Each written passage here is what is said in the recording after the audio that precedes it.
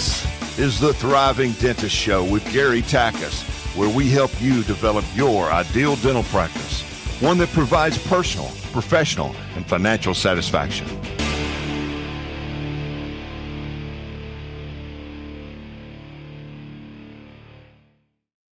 Welcome to another episode of the Thriving Dentist Show. I'm Gary Takis, your podcast founder and co-host.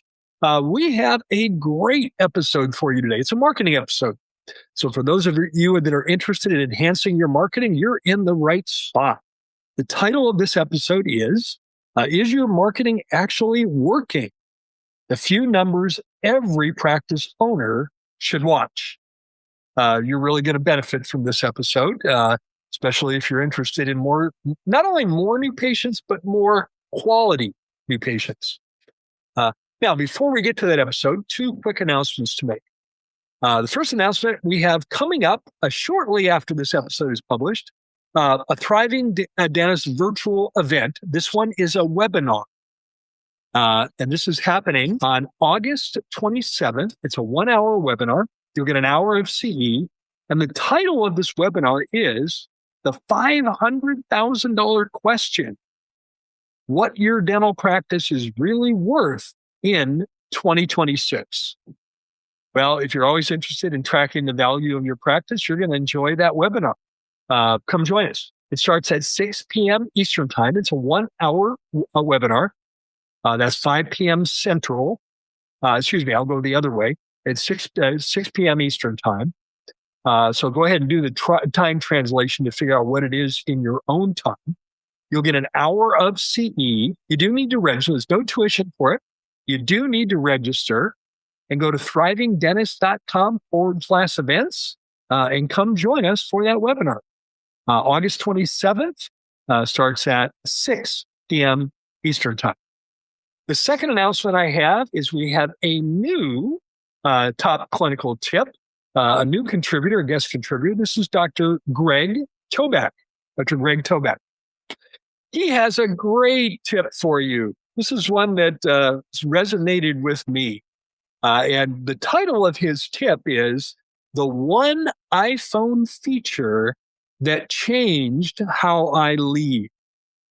So this is not so much a clinical tip. It has more to do with a leadership management tip, which we appreciate those in these top tips.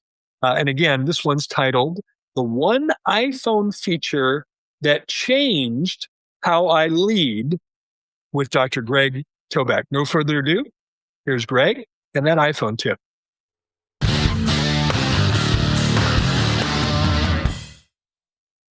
Hey, everybody. Today, I want to share with you a quick iPhone tip with all of you that's made a huge difference for me. You know what nobody warns you about when you become a practice owner, a leader? Well, let's be honest, just a human being with great ideas.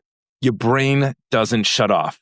Mine certainly doesn't, because I'll be sitting on the couch on Sunday morning, cup of coffee in hand, sitting back, and boom.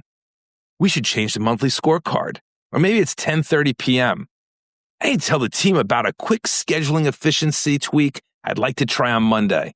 My instinct? Text it immediately, because if I don't, it's gone. And that thought feels too important to lose.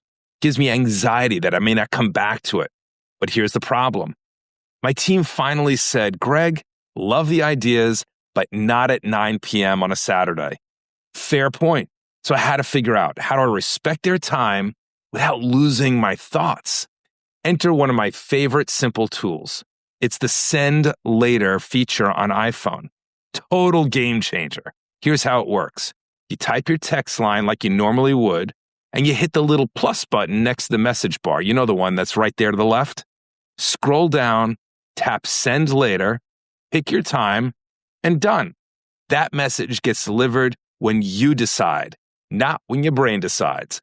Now, I usually schedule mine around 8:15 to 9 a.m., so I'm not hitting my team with a 7:01 avalanche of brilliant ideas. Been there. So one quick heads up. It only works on iPhone to iPhone, so if your team's on Androids and mixed devices, there are some third-party options out there. But here's the bigger point. Great leadership isn't just about communication. It's about timing and respect. You don't have to turn your brain off You just need a better system for when it speaks. So if you didn't know this feature existed, try it out. You might really love it. Your team will definitely thank you, and you'll still look like the organized one, which between us is half the battle for me. In the meantime, remember, dentists are leaders, and how you lead matters.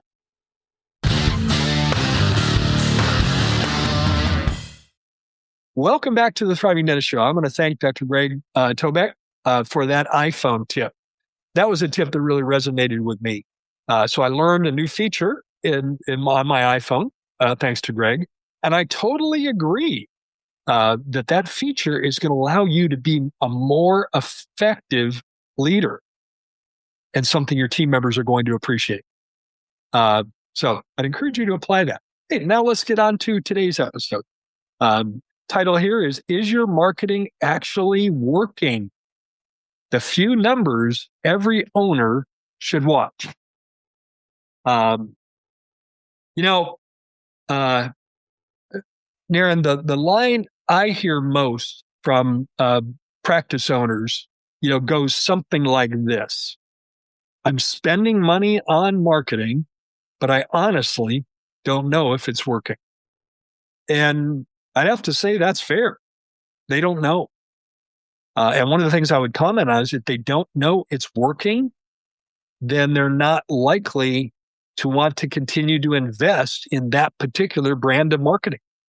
Yes. They don't know that it's working. Most practices track their production really carefully. They can tell you all kinds of details about their production, what doctor production is, what hygiene production is, how much of hygiene production is conservative periodontal therapy. They can tell you all about that. But they really can't go into the same level of detail regarding new patient flow. So today we're going to kind of unpack this. And I know, Naren, you want to give our listeners who are practice owners the few numbers that really tell the story. There's a copious amount of marketing data that they could track. It's almost endless. Yes. However, there's a few that make all the difference in the world. Would you agree with that? I agree, Gary. And I think I kind of echo your sentiment. If I talk to a lot of people, they don't really understand marketing, nor do they know if it's working or not working for them. And I think that's partly because they are not able to evaluate marketing on its own right. Is it the most effective way to get new patients? So that's one problem. B, just because the phone is ringing doesn't mean you're having new patients. So there are other things that needs to happen for that phone call to convert into new patients. So think of them like two chasms. There are these two beautiful mountains on two sides, and there's two chasms in the middle. And a lot of doctors die in those two chasms. And usually what happens is they try this company and then try some other company, and they never escape the two chasms. So they just keep repeating that pattern, just being in those chasms. And that's something that after doing this for 19 years, we have realized too. So we can't just help people make the phone ring with new patient calls. We also have to help them, get the new patients in the door. Even though it's nothing to do with marketing, it is a lot of other things. That's where our mutual coaching becomes very handy, because we can now help them actually solve the problem of, hey, I need 40 new patients. I'm only getting 20. Why is that? Maybe my phone is ringing, or maybe it's not. And if it's ringing, what are the gaps? I think there's a fundamental flaw in the way that most doctors think that they get the information regarding marketing. They ask their team members. Yes. And it really doesn't have any data support. It's totally anecdotal. It's completely anecdotal. There's no data support in it. And then if you're making your decisions off of faulty data, then you can run a very high risk of making faulty decisions. So it needs to be data driven. And there's some things that you can correct. I know you're going to get in the weeds on this, but there's things that can be corrected once you have the data. If you're making decisions from the seat of your pants or with faulty data, the analogy I like to use, because it's very personal to me, because I enjoy cars, it's like driving an exotic sports car blindfolded. The exotic sports car is your practice. You're driving it blindfold. That sent goosebumps up my arm to think about driving an exotic sports car blindfolded. No, don't do that. Well, that's what you're doing. Well, we're gonna, as I mentioned, we're gonna unpack this, and you're gonna make it very manageable for listeners. There's a few things, you get those right, and watch what happens. All right, Naren, I'm going to dive into question number 1. Practice owners tell me all the time that they spend money on marketing, but cannot tell if it's working. I don't know if it's working. Why is that so common? Yeah, this is an excellent question. I think it goes to heart of why most practice owners have no idea if their marketing is working or why it's working or not working. And that's because, nobody goes to dental school to become a master of business. At least I haven't yet met somebody who went to dental school to, because they love business or they love marketing. They go to dental school because when they are young, they were influenced by someone they look up to who was a dentist, who was a pillar in the community, who made a difference in the lives of others. And you are like, I want to be like that lady or that guy, right? And that's what got them in that path.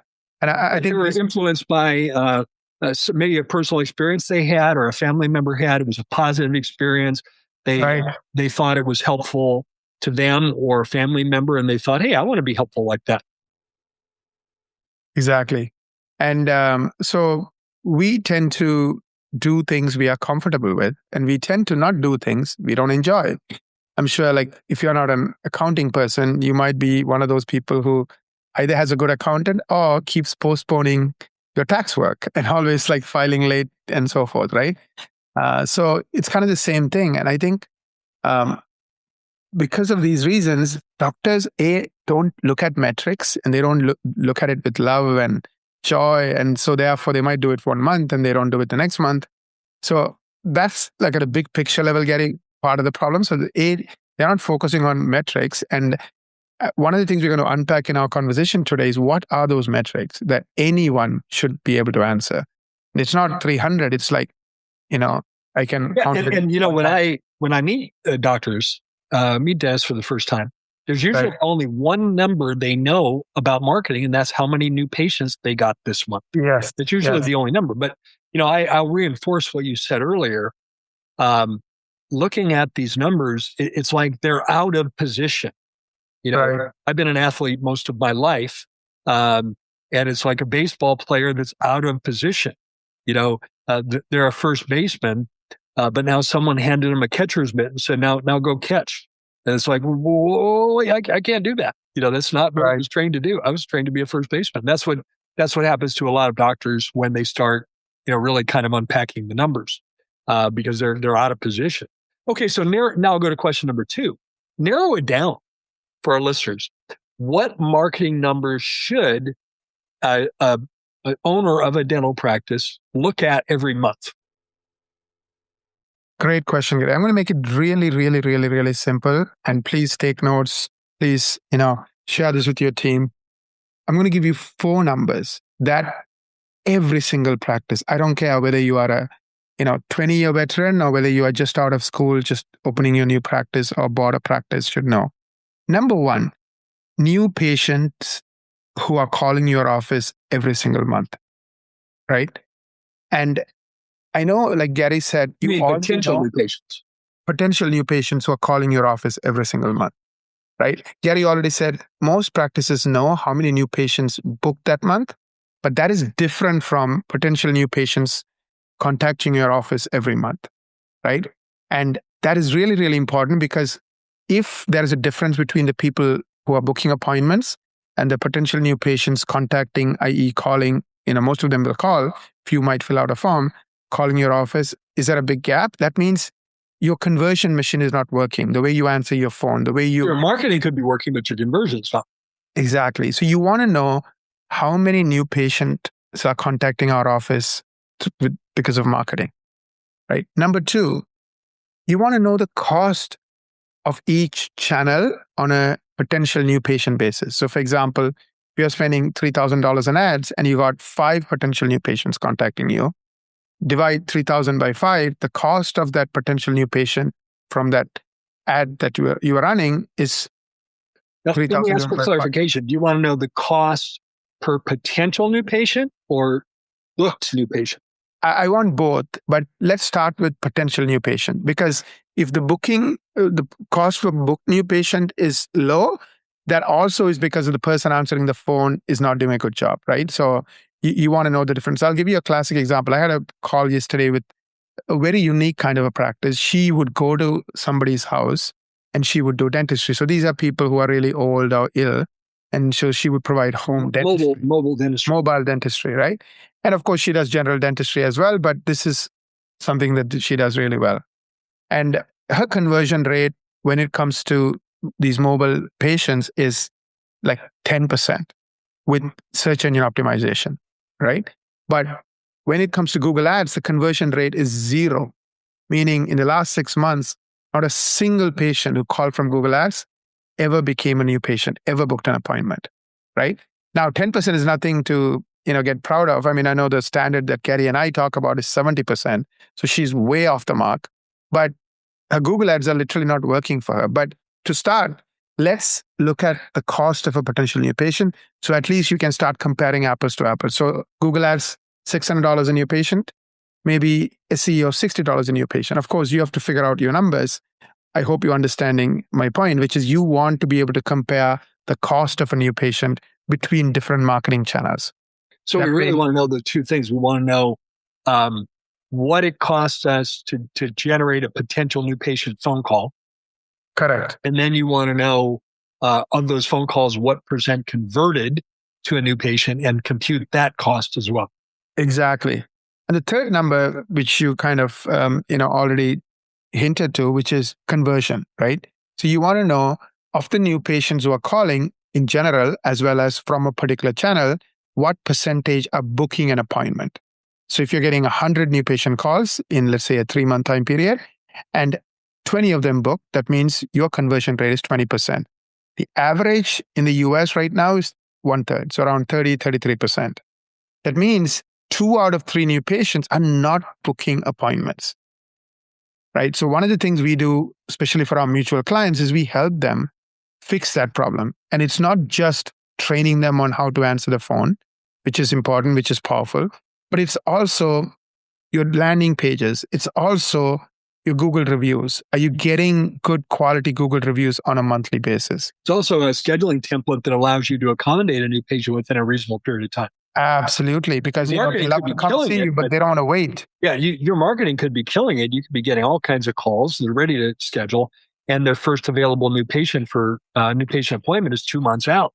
And today, people have the attention span of a gnat. They're going to go to the next office on their search. It's so easy to go to the next office on their search. It's the next one down in Google. So they're going to do that. Our benchmarking at Thriving Dentist is we're not looking for 100% conversion. That's not possible. As much as I like to think everything's possible, that's not possible.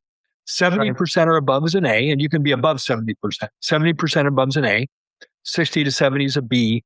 50 to 60 is a C. Anything less than 50 is failing. So, Naren, to amplify what you said, when the average in the country is 1/3, the average practice is failing. By that metric. All right, you said there were 4 things to yes. What's the fourth? And the fourth one is how many people who are looking for someone like you, whether it's for veneers or whether it's you are a general dentist, are finding you every month. And one of the ways you can figure this out is through Google Analytics. And if you are doing well with, search, for example, search today is many, many things, and we'll talk about that later. Like, are you being seen by 10,000 people a month who are looking for someone like you for the services you provide? Or is it 300? Or is it 30,000? And that also makes a difference, because a lot of people, at least when it comes to dentistry, they don't make a decision the very first time they see you. So you want to be in front of the ideal audience who are looking for someone like you tens of thousands of times every month. It's a directional indicator because, we work on SEO, for example, or search. And many clients, when they start with us, they're not even seen by 300 people a month, meaning they don't show up when 300 people are typing in these kind of questions in their regular search engine or their AI engine. But over time, they can get up to 10, 20, 30,000 people seeing them for those kinds of searches every month. So let me Where just would they summarize get? that. Where would they find that number? They would get that from Google Analytics, and Google Analytics will tell them, this is something that you embed the code in your website and all the different pages, and Google will start telling you what's going on. So very scientific. It's not a guesswork kind of thing. It's very, very, very scientific. Very Can I add a fifth thing? Come again? Fifth metric? Yeah, those are the Value of a new patient. Yes, the value of a new patient. Now, this is bonus credit, Gary. I don't want to go there for everyone, but of course, if you can figure this out, you should. And the reason I said that is, again, I've been doing this for 19 years. You've been doing it for 46 years. Most practices are general practices with a small sleeve of high value patients, 10, 20, 30%, right? The general patients typically are, worth the same, for most dentists. Of course, if you're in Manhattan, it might be worth differently because your costs are higher and everything is more expensive. But in general, it's a general patient, is a general patient, right? Now, you should really pay attention to the value of a new patient. I think I would say give a number for the general patient, and then meaning the one who comes to you and brings their family and keeps coming back, versus the one who comes for Invisalign. This is problematic, because over what time period do you track it? Like, Fred Joyle, founder of 1-800-Dentist, often said that you need to look at the lifetime value of a new patient, because it really allows you to sort of understand how valuable every new patient is in your practice. And the lifetime value of a patient could be $20,000 or $30,000 over a long period. Yes. But what's a practical way to consider the time period that you measure the value? I have a suggestion, but I'd like to hear it from you first. Yeah. Time period. Yeah. I mean, I think today people move. So I like 5 years, Gary. I think over a 5 year You can't measure it, man, because if they became a patient today, you don't even have a number till, we're in 2026. You don't have a number till 2031. Right. So you can't, it doesn't allow you to make a decision. My answer is the value of the patient within their first year. Oh, okay. It's that fine line. I don't want to say the value of just the visit, right? First visit, because, for example, they may be relatively healthy and they've got some things they'd like taken care of, but nothing right now. So I think just measuring the value of the first visit is undervaluing the value of that patient.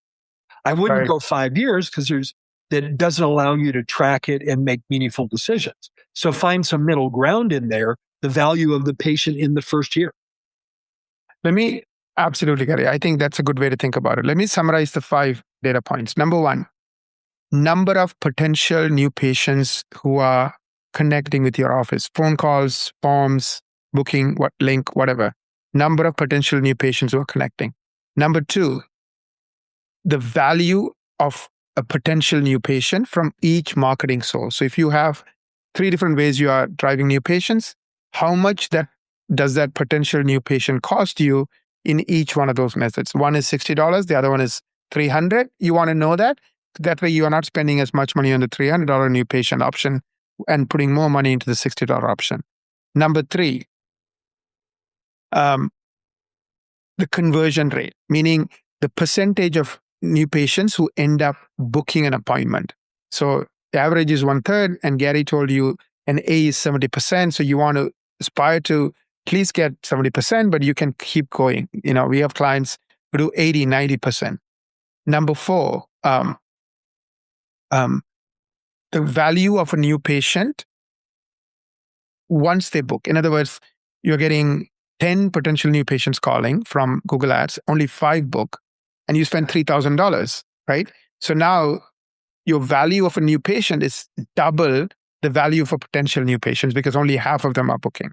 So you want to know that as well. And last but not least, you want to know the value of a new patient to your practice. And I like Gary's simple answer. Let's look at how much they would spend in year 1. That's something you can easily guesstimate. Year 5, it could get murky and we'll get into this analysis paralysis. So year 1 might be a good place to look at it. And I think, especially if you start spending money for high value services, this becomes even more useful because, hey, you might make $30,000 from a veneer patient. You might say, I'm okay spending $2,000 to get that patient, because it is a $30,000 patient, right? Your ROI Versus- is better than toothache. Yeah, exactly. Versus a toothache or a general patient who's just going to come for cleanings and maybe a few fillings here and there, and maybe Invisalign is not worth $30,000. So that leads me to question number 3. So how does a practice owner capture this data without some gigantic, unmanageable system? Yeah, I'm going to focus on the most important metrics. And number one is the number of potential new patients who are calling your office. Right now, 90% of practices have no idea number of potential new patients who are making contact with their office. Why? Like Gary said earlier, they just ask the office manager or the team, the person answering the phone. They don't track every single call comes in. They only track once the person books, right? So they don't know how many potential new patients are contacting the office. Only way you find out, and again, Gary said this, we need data, we need to do it scientifically, it can't be anecdotal. Put call tracking, put form tracking. So every single patient caller is being tracked. Every single...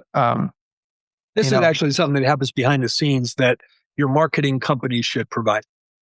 Absolutely, Gary. If your marketing company doesn't provide that, I'll be very direct, find a new marketing company. Yes. Because I think you don't have good information. Yeah, 2026, if you don't know how many potential new patients are calling your office or contacting your office, you have big issues to worry about. So that's the number one metric I would track. Conversion rate, again, you can't guess, you have to find out. Today you can use AI. That's a math equation that your marketing company can provide. Hey, you got 50 calls from potential new patients that month. Yes. And 30 of them book new patient appointments. So you have a 60% conversion rate. That exactly comes straight to hard data. Not, I think, Doc, I think it's this, I think it's that. You have hard data. It's not easy to find out. You need to listen to every call. And today you can use AI to listen to every call. And then you have to figure out who booked, who didn't book, what is the percentage. But it can be done. Like we do Just make sure you're solving the right problem. It could be that here's my view, Naren, and correct me if you feel differently. Yeah. It could be that you're not getting enough calls.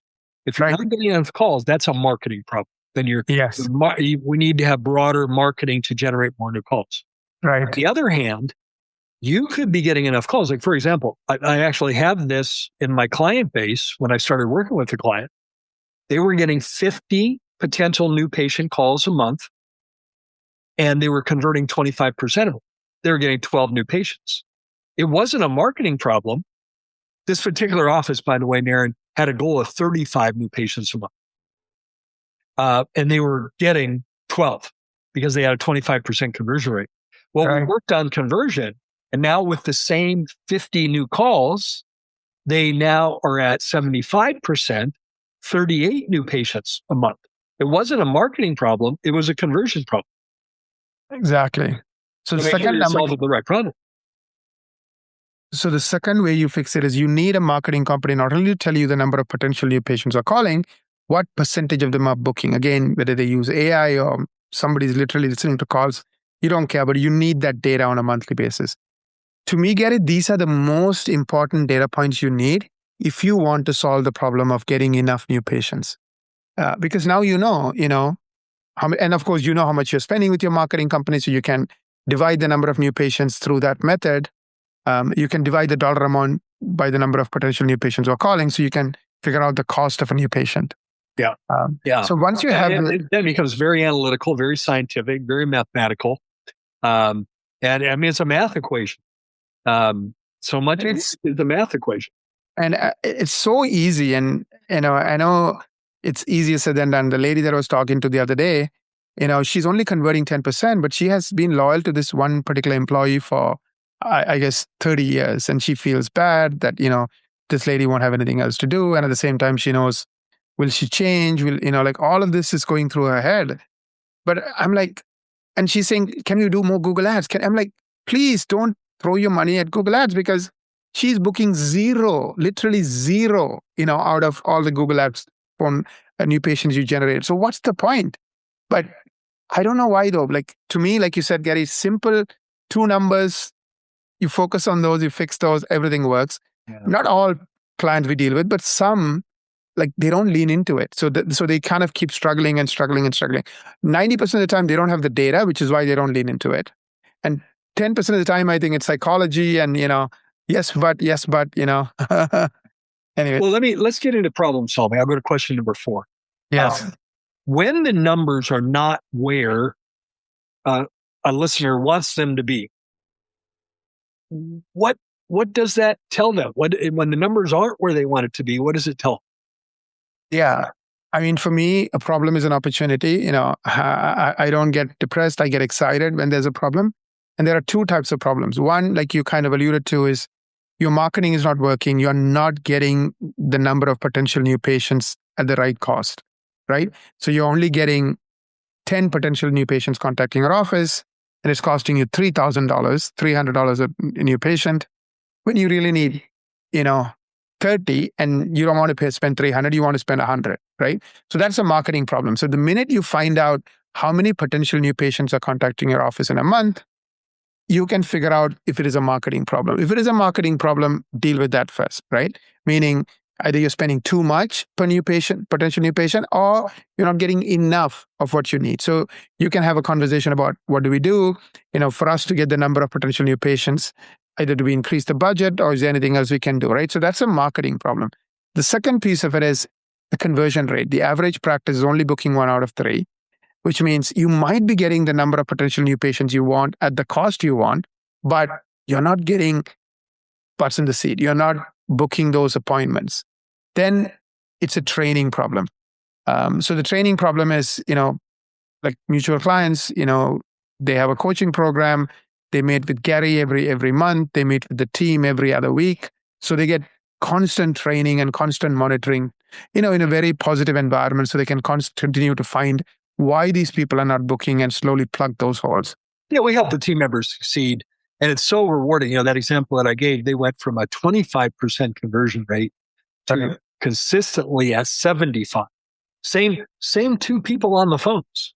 We did not change, people. Same 2 people. They had never had, I asked in the beginning, I asked the doctor, how much training have you provided to the 2 team members that are answering the phones? And he has a sense of humor, and he said, altogether? I said, yeah, just ballpark it for me. Just ballpark. And he said, oh, let's see, carry the 1 altogether, 0. So I said, let's start there. So I had 0 training. So let's start there. They responded extremely well. They're at 75%. They've been at 75% ever since. He didn't have to spend any more money on marketing. I just had to convert the ones that he was getting. Gary, can I give you some bonus answers? So I really talked about, if it's a marketing problem, meaning you're not getting the number of potential new patients contacting, fix that. If it is a conversion problem, fix it with training. But it could also be a missed call problem. Yeah, it could be. So I want to, exactly. Let's talk about a few other reasons you might be struggling. One is a missed call. So we have seen it, like having worked with, dozens and dozens of mutual clients. There are some clients who miss 30, 40% of their calls, period. During business hours. And in the old days, they would leave a voicemail. In the Uber age, nobody's leaving a voicemail, especially new patients. They're hanging up and going to the next person on their search results. The next office is literally half an inch down the search page. Exactly. Exactly. And they're assuming because you didn't answer the phone call, you must not be a good practice. Because, what do they say? The first impression, right? The first impression let them down. They don't want to give you... They're calling at 10 o'clock in the morning. You're not answering the phone. Yeah, exactly. What else don't you do?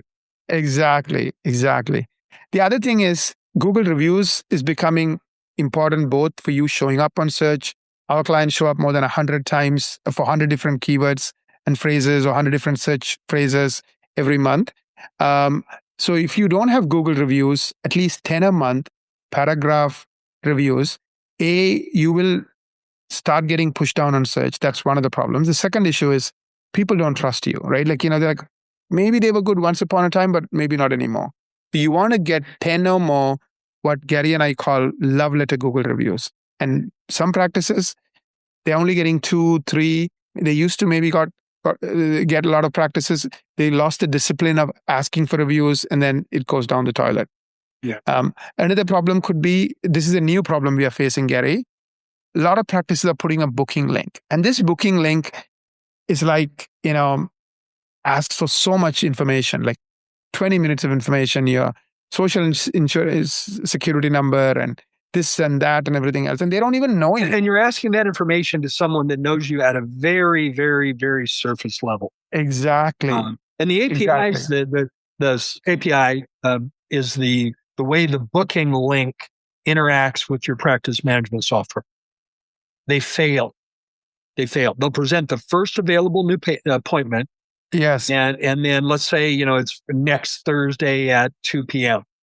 And the potential patient looks at that and says, oh no, Thursdays are horrible for me. And then they go back to the calendar and the whole thing just fails. Yes.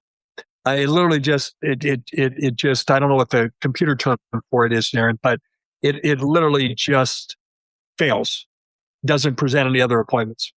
And again, the potential new patient is going to say, hey, they can't even put the right thing on their website. I'm going to go somewhere else. Exactly. And we are noticing just by removing that booking link, we see the number of new patients go up. Another tip is awards make a difference. So we have Doctor's Choice Awards. So if you are the doctor with the most reviews from other doctors in a city, you can highlight that award. And we are noticing the minute you highlight awards, it increases conversion rate. All these little things help, Gary. You know what I mean? Of course, we give you the big ideas, which is it a marketing problem or is it a conversion problem? But all these other ideas that we touched on, they all help. So one of the things we are doing is we are calling our customer success managers marketing success managers. Why? Because these are problems they have to solve. And unfortunately, they don't have the time, they don't have the wherewithal, they don't have the ability to solve it. So we work with our clients, even though it's kind of beyond our scope of making the phone ring or getting the new patients to call them, we know we still have to help them get new patients. But it has to do with results, which kind of leads me to the fifth question, Darren, which is a lot of our listeners, this is new information for them. Maybe they have the surface numbers, but they really don't know much more. Talk about how Equa can help them. Absolutely, Gary. I think the step one is you want to get a kind of an audit of your marketing. And the reason is, marketing is a science. There is a method to everything. I mean, AI is a science. Everything is a science. So one of the things I would recommend is booking what we call a marketing strategy meeting. This is a 1-hour meeting. We spend 6 hours prior to the meeting studying you, studying your top competitors, seeing where you stand in the world of influencing patients to find you, potential patients to find you. Are you the one they keep seeing all the time on ChatGPT, on Google, on Gemini, on Perplexity, and how many times? And how are you relative to your top competitors? Are you like the dominant player or are you the weaker player? And then what are the reasons why either you are doing well when it comes to getting people who want to call your office or not? So we do this thorough review. We spend 6 hours. It's a $900 value. And the link to book the meeting is equa.com/TD for Thriving Dentist, ekwa.com/TD. And, get the report card. Like, how am I doing? And then, of course, a blueprint. Our promise to our clients is before the end of 12 months of working with us, you're going to rank for at least 100 or more keywords and phrases, and you're going to get at least 20 new patients calling your office every month. So that's our promise. Of course, it's a lot of work. We put 600 hours worth of work into it to get you there. But the good news is compared to any other method, like Google ads or social media ads, this is a fraction of the cost. We charge $1,250 a month, $1,250 a month. And I know people who spend 5 times that and get less quality and less number of new patients. So it really works. It just takes some time. It's not a quick fix. You need a year and you need to put those 600 hours and do all the right things. But if you're willing to work hard, this is a very good way to stand out, dominate your market. You will be the one who keeps showing up tens of thousands of times for 100 plus different. I'll vouch for you. I'll vouch for you on that because of the fact that I've seen that in my own practice. I've seen the results. We've been an Equa client since 2018. So that's now 8 years and we get fantastic results. Also, once I got to experience those results myself, I started referring our coaching clients to you, and we see the same results in our coaching clients. And for many of our clients, the only spend that they make on marketing is that $1,250 a month for organic search engine optimization. Now we have others that will spend, by through some direction from your team, will spend on Google Ads if there's particular services they might want to do more of. But in all cases, what I've seen is, boy, I'm spending less than I ever have on marketing. I'm getting better results. Now, if you'd like help on the coaching side, how to improve that conversion rate, and other aspects of really how to develop your ideal practice, one that is a world-class practice, but also provides you an effective work-life balance, then I'd encourage you to schedule a coaching strategy meeting with me. Go to thrivingdentist.com/CSM. We are accepting new clients. We don't always. We sometimes have a wait list. However, we've had a number of clients kind of hit the finish line, and it's opened up some spots for us. They hit the finish line, meaning they transitioned their practice. And now we have some openings built. If you'd like to learn more about that, love to learn more about your practice, go to thrivingdentist.com/CSM. Well, Naren, you've provided lots of useful information for our listeners. Now it's just a matter of them putting it into action. I'll bring it back full circle. Come join us for our next webinar about valuing, how to increase the value of your practice. Go to thrivingdentist.com/events and reserve your seat. That's happening in late August. On that note, Naren and I thank you for the privilege of your time. We look forward to connecting with you on the next Thriving Dentist Show.